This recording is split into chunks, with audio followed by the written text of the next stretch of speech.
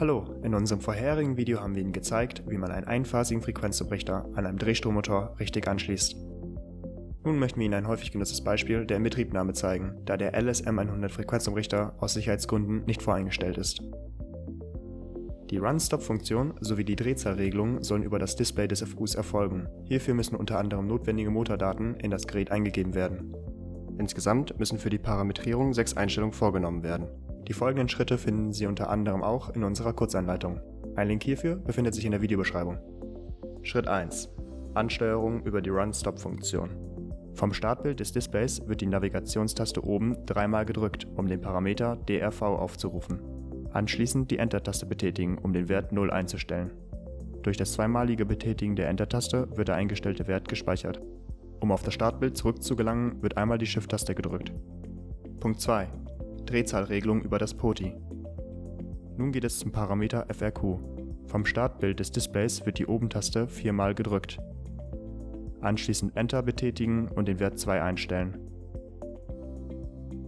Wie zuvor zweimal die Enter-Taste drücken, um zu speichern. Um auf das Startbild zurückzugelangen, wird wieder einmal die Shift-Taste betätigt.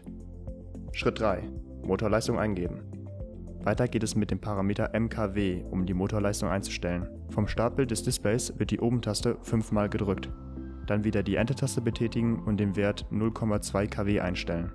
Es handelt sich hier zwar um einen 0,18 kW Elektromotor, es wird hier aber aufgerundet.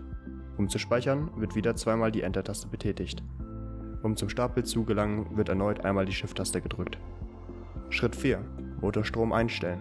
Jetzt geht es zum Parameter MRC, um den Motorvolllaststrom einzustellen. Vom Startbild des Bildschirms wird 6-mal die Oben-Taste betätigt. Dann wird die Enter-Taste gedrückt und der Motorstrom von 1,3 Ampere eingegeben. Diesen Wert finden wir auf dem Typenschild des Motors.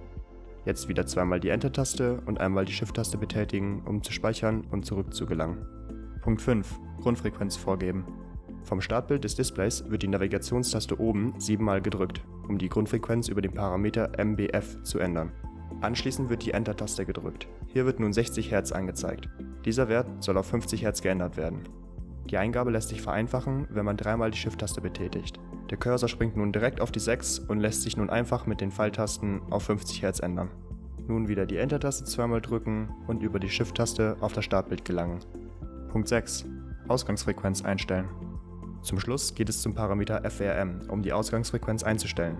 Vom Startbild des Displays wird die Oben-Taste 8-mal betätigt. Dann wird die Enter-Taste gedrückt. Hier wird wie zuvor 60 Hz angezeigt. Dieser Wert soll auf 50 Hz geändert werden.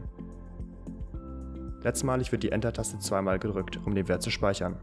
Jetzt gehen wir wieder über die Shift-Taste auf die Startanzeige zurück. Nach dieser 6-stufigen Parametrierung ist der LSM100 Frequenzumrichter einsatzbereit. Jetzt muss man nur noch die gewünschte Frequenz einstellen und den FU starten.